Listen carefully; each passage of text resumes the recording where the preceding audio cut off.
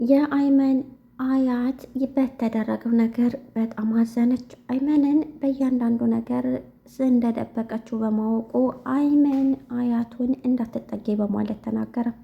ሰላም ሰላም፣ የቻናል ቤተሰቦች ቻናሌን ላይክ፣ ሰብስክራይብ በማድረግ ቤተሰብ አድርጎኝ።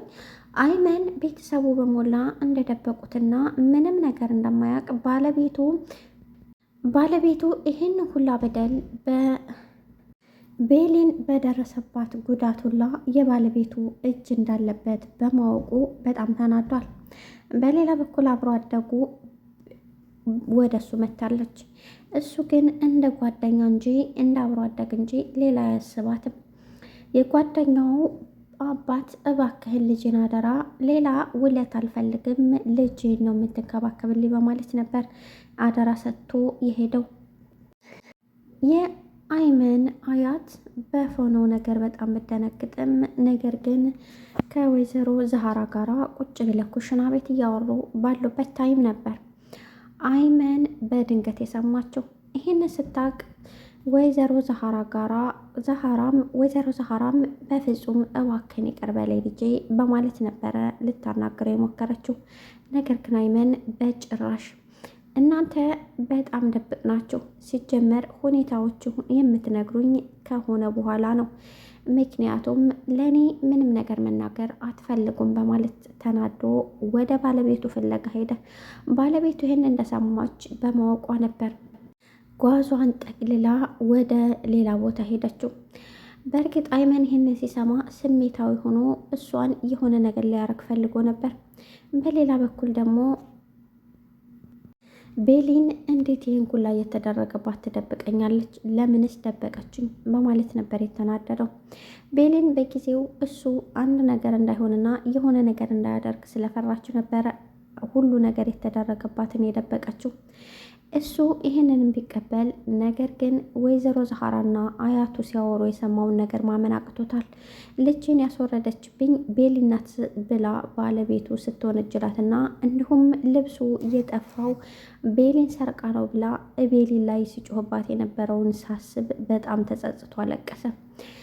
በጣም ተናደደ። ያደረገው ነገር ከልክ በላይ እንደሆነና ቤሊን ላይ የተደረገባት ነገር ደግሞ የማይገባት መሆኑን ሲያውቅ በጣም ደነገጠ። ነገር ግን ምንም መቀየር እንደማይችል ሲያውቅና ነገሮችን አሁን ማስተካከል አለብኝ፣ ሁሉን ነገር ከረፈደ የምሰማው እኔ ነኝ፣ እቤት ውስጥ ምን እየተካሄደ እንደሆነና ምን እየተፈጠረ እንደሆነ ማንም ሰው ሊነግረኝ አይፈልግም፣ ሁሉም የምሰማው ከሆነና ከተፈጠረ በኋላ ነው በማለት አይመን ነገሮችን በጣም አምርሮ ተናደደ።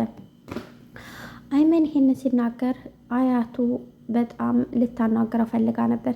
ነገር ግን ወይዘሮ ዛሃራም ልጄ በማለት አናገረችው። እንድትጠጊኝም አልፈልግም፣ እኔ ልጅሽ አይደለሁም፣ አንቺ ይህን ሁላ ነገር ስደብቅኝ በፍጹም ማመን አቅቶኛል አላት። ወይዘሮ ዛሃራ አለቀሰች።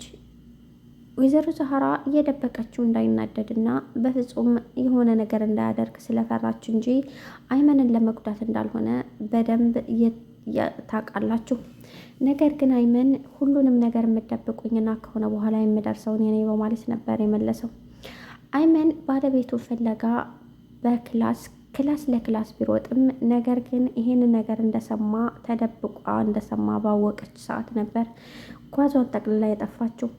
አይመን ቤሊን ላይ ሄዶ በጣም አለቀሰ። በጣም ተጸጸተ። ቤሊን ምን ሆነህ ነው ብትለው እንኳን ሊያናግራት አልፈለግም። ይሄ ሁላ የሆነብሽ እንዴት ትደብቅኛለሽ? ለምንስ አልነገርሽኝም? ያልነገርሽብኝ ምክንያት ምንድን ነው ብሎ በጣም አለቀሰ። እኔ የሆነ ነገር እንዳይፈጠርና በትዳራችሁ ውስጥ ደስተኛ ከሆናችሁ እንዳትጎዳት ስለፈራው እንጂ እኔ ሌላ ነገር አይደለም አለችው። አይመን በጣም ደነገጠ። እቤት ያሉት ሁላ እኔን ለመጉዳትና ነገሮችን ለመደበቅ ይሞክራሉ። አንቺ ደግሞ ነገሮችን ለማስተካከልና ነገሮችን ወደ ቦታው ለመመለስ ትሞክሪያለሽ። ልዩነቱ ግን በጣም ይገርማል አለ። ወይዘሮ ዛሃራ በጣም አለቀሰች። ምክንያቱም አይመን እንደዚህ ሲቆጣና እንደዚህ ሲገለምጣት አይታ ስለማታውቅ በፍጹም አያናግረኝም ብላ አሰበች። አይመን በወጣበት ታይም ወደ ቤሊን ጋር ሄዳ እያለቀሰች ነገረችው የተፈጠረውን ነገር። ቤሊን እባክሽን ልጅ እሱን ተንከባከቢ፣ አሁን ላይ ማንም የሚያናግር አይመስለኝም። እኔም ላይ ተቀይሞኛል። ምክንያቱም እኔ ያደረኩት ነገር ትክክል እንዳልሆነ ነው ያወቀው። እኔ ደግሞ ነገሮችን ያልነገርኩት እንዳይጎዳና በፍጹም የማይሆን ነገር እንዳያደርግ ነው። ይህንን ደግሞ በደንብ ታውቂያለሽ ብላ አለቀሰች። ወይዘሮ ዛህራ ይህንን ስታደርግ ሄሊን ግን በደንብ ታውቃለች። ምክንያቱም ወይዘሮ ዛህራ መልካም ሴትና ጠንካራ ሴት እንደሆነች በደንብ ስለምታውቅ ሁሉንም ነገር ሲያውቅና ሲረዳ ያናግርሻል፣ ምንም እንዳታስቢ እናቴ ብላ አቀፈቻት። ቤሊን አሁን ላይ ሁሉንም ነገር እንዳወቀ ባወቀችበት ታይም ነበር እኔ ልነግርህ አልፈለግኩት አንተ የሆነ ጥፋት እንዳታጠፋ እንጂ እኔ ብነግርህ ደስ ይለኝ ነበር። ነገር ግን ስህተት ውስጥ እንዳትገባ ስለፈራሁ ነው። እንድትሳሳትና የማይሆን ነገር እንድታደርግ በፍጹም አልፈልግም ብላ ብሌን አዋራችው። እሱም እንዴት እንደዚህ ታደርጊያለሽ? ይህንን ነገር መደበቅ አልነበረብሽም። ይሄ ነገር የሚደበቅ አይደለም በማለት አናገራት። ቤሊን ሁሉንም ነገር እናስተካክለዋለን፣ እባክህን አይመን ልተረጋጋ ይገባል፣ አንተ እስካልተረጋጋ ድረስ ነገሮች አይስተካከሉም በማለት ለማረጋጋት ሞክራለሁ። ውዶች ላይክ፣ ሰብስክራይብ በማድረግ ቤተሰብ የሆኑ አመሰግናለሁ።